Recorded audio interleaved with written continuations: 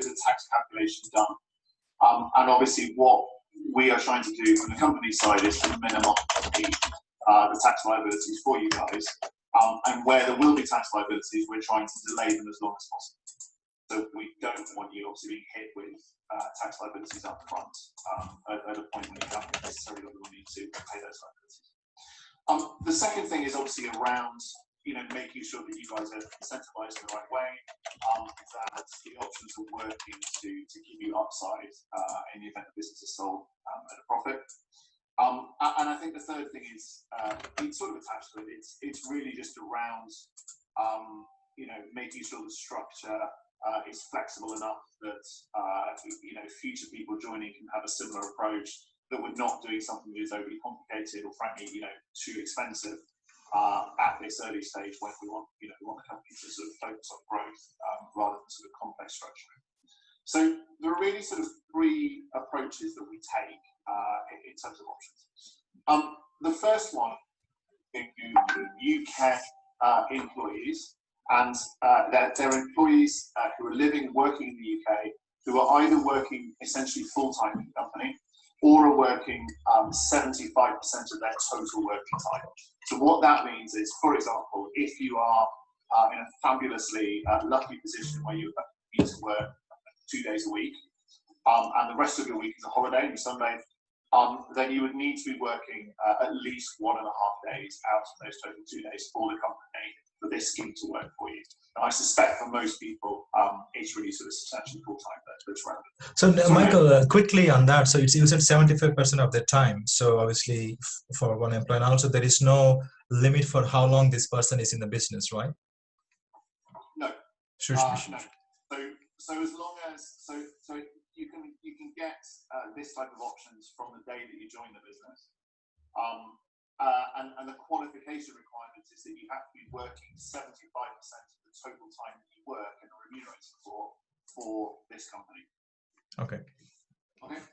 So this scheme for UK employees then, it's called EMI, so the Enterprise Management Incentive Scheme.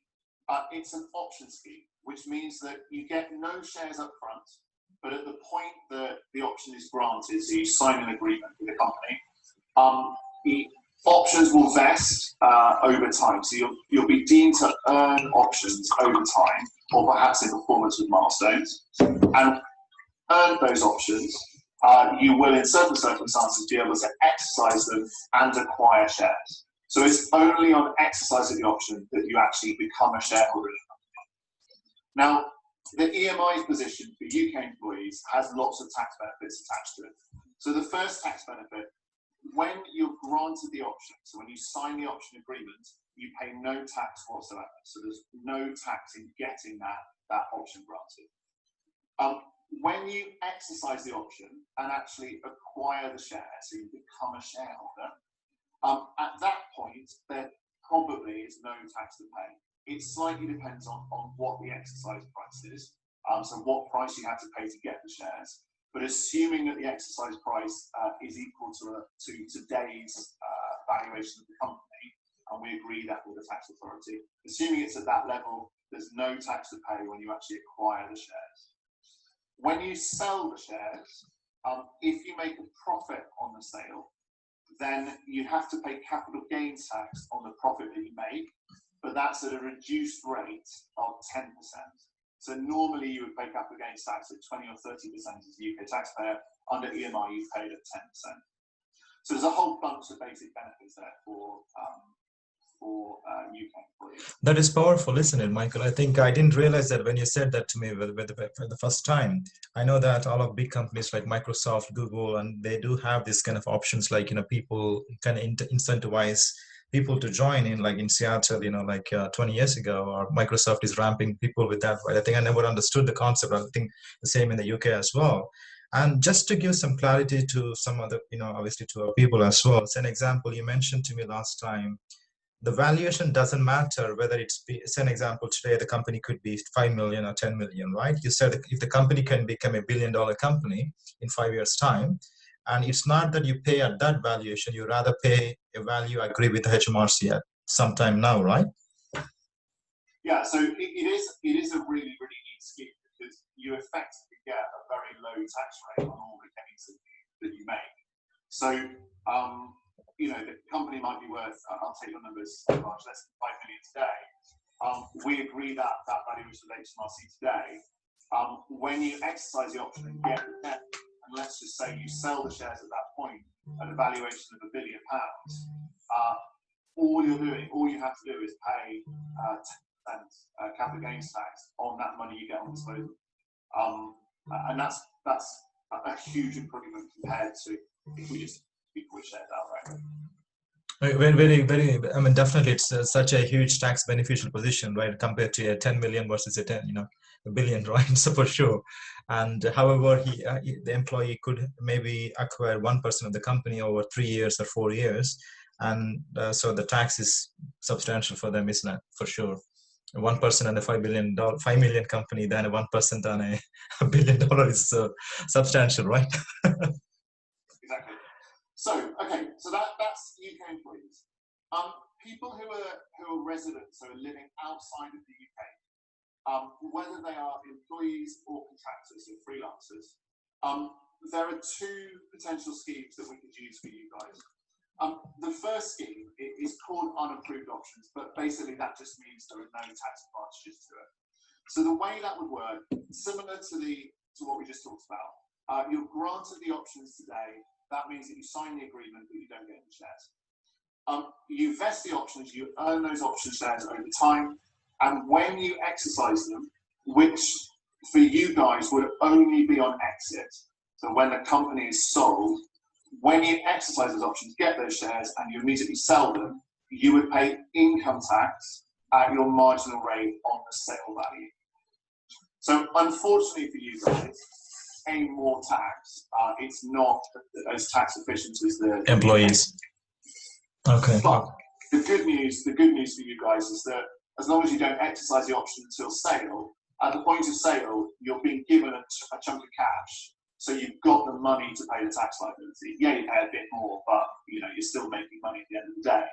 And if for some reason the business didn't work out, it went bust or something went wrong, you would never exercise the option, and so you would never have any tax to pay. Right. So just to be very clear, though, so obviously there is no tax to be paid upfront because obviously you didn't own anything, and obviously it's on the paper that actually you have an option. But when you typically what vesting, I think most people know that it will be 3 or 4 years, depends on the company. I think most likely 3 or 4 years, and then you can have at the end of 3 years. An example: if an employee or person gets 1%, he will get 1% at the end of the 3 years, and then he or she can able to take that 1% of the business. And obviously, at that point, if the business is sold, or maybe acquired, or maybe go to an IPO, then you have a choice whether you wanted to keep it or you wanted to sell it. When you sell it, which means you're getting the money back on the sale, and then you pay tax at your tax rate, right? Which is fair. And like any person who acquire money from your income, you have to pay tax. Yeah, exactly. And it's worth saying that for those of you who live abroad, the tax rate in your home country is what applies here. So if, for example, you live in, the US, you wouldn't be paying any tax in the UK on exercise, so being given the shares, and you wouldn't pay tax in the UK on sale of the shares. You would just be paying taxes in the US. So the question for you guys is to check what the tax rate would be when you come to exercise and sell the shares. Very interesting. Yes, I think most of them are. Hi, Oris. Yeah, go ahead. Yeah, just one last quick question so that it is a bit more clear to me. So let's assume that I had the option, which was given to me using the EMY scheme, because let's say I contributed to the company. Now, let's say I want to exercise that option, so I'd like to turn the option into shares. Now, if the valuation of the company is, let's say, 5 million, what is not clear to me is, do I have to pay to turn that option into shares? And if so, because as an employee, from the way I see it, the option was granted to me because of I was contributing to the company. So if I have to pay, how much would that be, for example, comparatively? So basically, with EMI options, what we do is we agree a valuation with the tax authority in the UK before we grant the option, and that valuation is artificially low. So you have your investment valuation, which $1 million.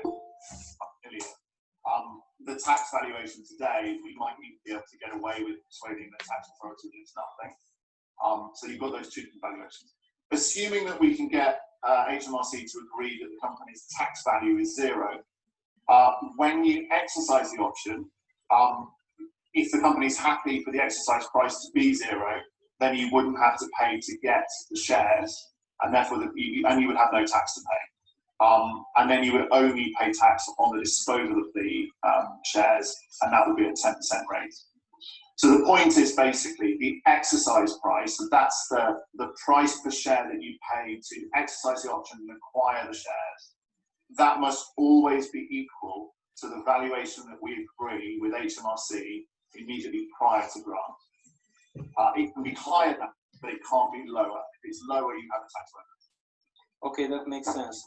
Because if that's the context, then it seems to me that it's quite important that the valuation that is agreed with HMRC is low. So I don't pay thousands of dollars after contributing to the company. So sure, okay, that makes sense. Michael, just practically, right? Every company would like to obviously have very low valuation, right? But would they accept, obviously you said like typically most startups will be valued around 2-3 million, right? That's a kind of figure. And if you go to HMRC and say that in our taxes, our thing is only $1 million, or maybe even you said zero, how do they deal with it? Is it just they will simply accept it, just practical purposes? So there's a whole bunch of rules around how the valuations are derived. At a really simplistic level, they take your last investment round valuation. Got it. By discount to it. So there's always a question with HMRC as to how big a discount we can apply, and there are tricks and things that we can do to reduce the valuation to increase the discount. So that's the first bit, and the second is when you do the valuation itself. If you do it, before a big raise, then you get away with a lower valuation if you do it straight afterwards. That makes sense. I think this is where I think you are expert in that, right? I think we'll definitely look at obviously what we can do there. Yeah, for sure. Great. I have a quick question. Sorry, Raj. Go ahead. Darling, just to clarify, the EMI scheme is 75% sort of requirement. How is that burden demonstrated? And for those who may or may not be contributing that level, is it at the point is that during the life of the trying to work out what some people who may contribute value, but not at a steady 75% of their applicable employee time. Yeah, so there are sort of two or three ways of looking at it. So obviously HMRC have records of your employment earnings through the PAYE system. So tax inspectors can and do occasionally do spot checks. And obviously, if we're telling them it's 5% of your working time for this company, and you're working 1 day a week, but they see that actually you're working, just on numbers, the POA records for another company show you're working more time for that, then it's not going to work. So it's PAYE records. The second is, combining that with your personal tax return records. So it's exactly the same point. If you work as a freelancer or a contractor, and that is 90% of your income, HMRC are going to smell that. And the final piece is really just an honesty point. So it's being honest with the company of that. Self-assessment. Obviously, disguising something like this is tax fraud, which is a criminal offence, which is prison. So, the practical answer, I suspect, is there's a degree of trust here, but it's not worth pushing the envelope too much on it, because, you do run the risk of HMRC doing an inquiry if they think anything looks completely odd. That makes sense. Now, I guess my point was then, for those in that bucket, is there any alternative to EMI, or would you fall under sort of a normal sort of capital gains agreement or option, which is as described on UK residents? What would be the alternative to the EMI scheme in the UK? Yeah, so you have set me up for the third potential option here beautifully, so thank you for that one.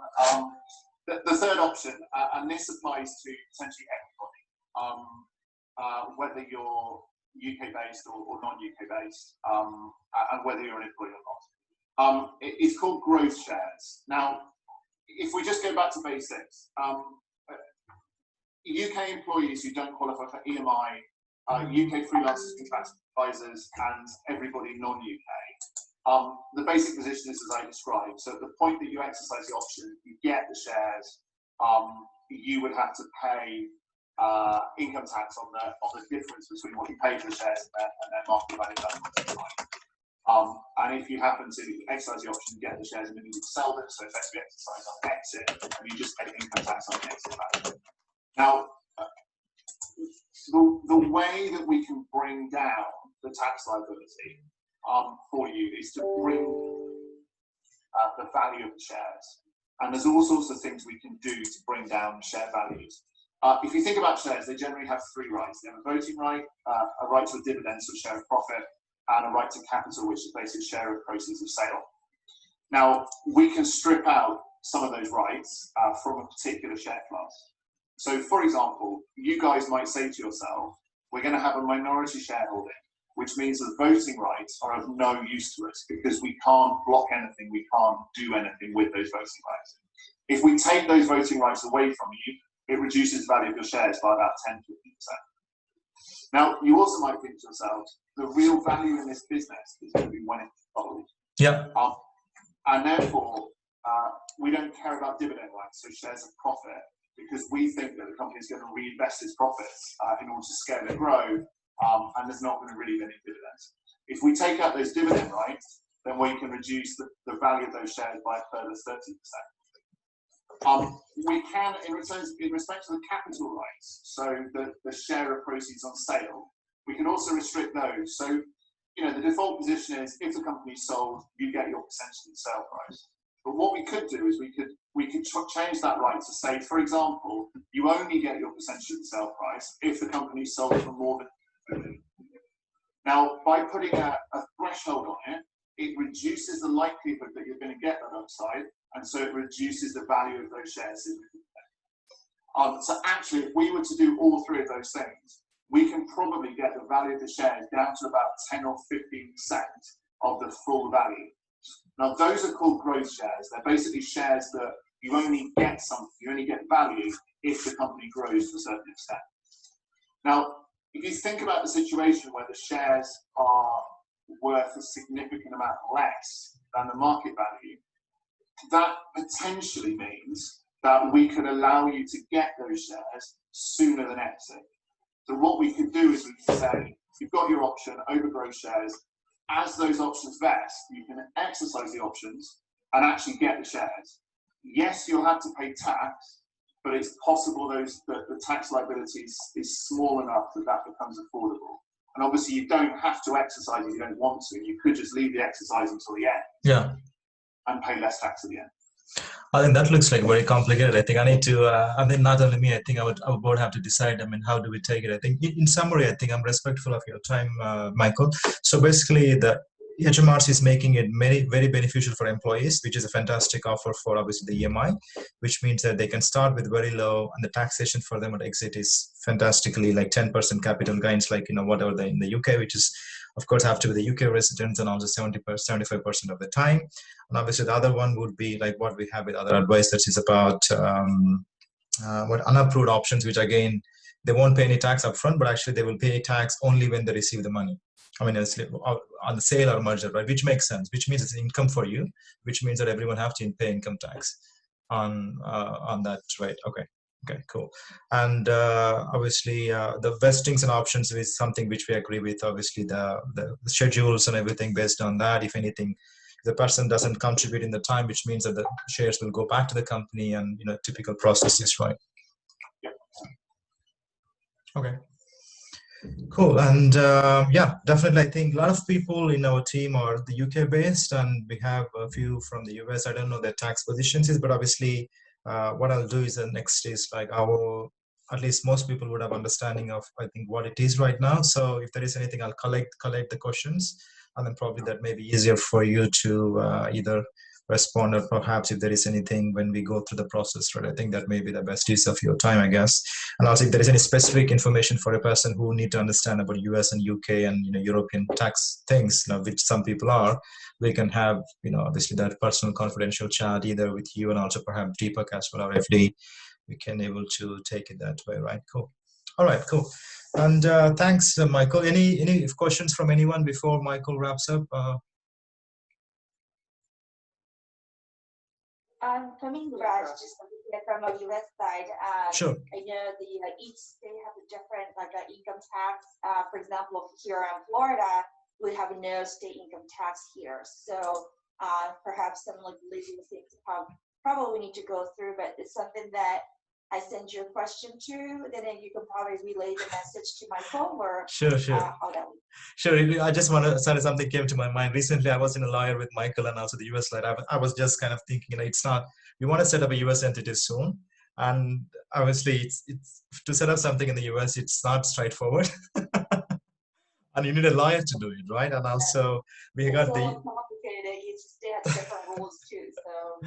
And we got Michael also involved in the call. I think there are a few things fundamentally we're doing. Just as everyone in the call, we're trying to do in the US also as an entity for us very soon. But however, we're trying to see what works better for the company in the long term, whether it's a UK as a parent company or the UK or the US. Because if you do that, some of the options are not applicable in the UK because obviously the US is a group entity, so it doesn't, obviously it means its company is a US company, right? Some of the tax benefits would not be applicable, obviously for the UK, but that is not applicable for this EMI. That EMI can still stay, right, Michael? Even if you do that, it will be treated as a UK. So EMI has to be granted by the UK top code. And it only applies to UK employees. Okay, got it, sure. So Amy, on your case, I think, yeah, definitely we will speak. Maybe if there's any questions specifically on your situation, let us know. Then we can able to have, and also very soon also we can have a US lawyer also on that side. We can also get you engaged directly with him as well on that side, okay? Cool. So thank you, Michael. And one last question I have is that obviously the valuation, maybe whatever have today, it's just a benchmarking, and obviously the future growth, it matters, isn't it? Like, most companies start with the X, whatever the millions that is. And then obviously the more the company valuation is, obviously the value of the pie will increase, the valuation of the company, but obviously the size of the shareholding will decrease, obviously, which means that everyone get more. Rather than 5 million company, it will be like 10, whatever it is, $1 billion company, like all this big company owners like you and Amazon, Jeff Bezos and everyone. I think they hold like then 5 to 10% as a major founder or kind of CEO's position. I think everything will be going back to the investors and the different founders, and obviously that gets messy, right? When the Series A and Series B investors comes in and they have more ownership and all this kind of things, isn't it? So. Yeah, I think percentage is never really that relevant to these kind of things. It's the thing that I think everybody looks at because human nature to sort of want as big a percentage as possible. But the reality is it's not really that relevant. What's relevant is the value of your shares, as the company goes through additional rounds. And I think look at it is it's very difficult to predict these things, but if you look at, I don't know, you got 1% today, and you assume a sort of dilution of that over time. What you should find pretty quickly is that your shares are worth ridiculous amounts of money. So I mean, as an example, we've got a client who has just raised 120 million quid, so valuation. They raised a big round, 120 million valuation. I mean, their employees have got tiny percentages, but those shares are all worth north of £250,000 each. So that's basically what we're all trying to get to. So I think about the value and numbers rather than percentage. True. I think that is really valuable because I didn't get that before, because none of us have actually had exits before, right? But obviously we have seen that directly or indirectly, but actually when it comes to reality, it's actually worth to note about increasing the value of the company. And then obviously everyone will be, obviously profitable in the journey, right? Yeah. Got it. Cool. Thank you, Michael, very much. And thank you, everyone. And if there is anything, we'll follow up later in the emails. And much appreciated, Michael. Thank you. Bye now. Thank you, Michael. Thank you, everyone. Thanks, guys. Thank you, everyone.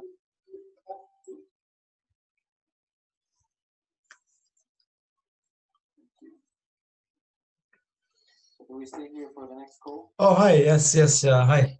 Yes, we can. Is it now 3:30 almost? Yes, we can. Hello, Amy. Yeah, it's almost 3:30. Cool.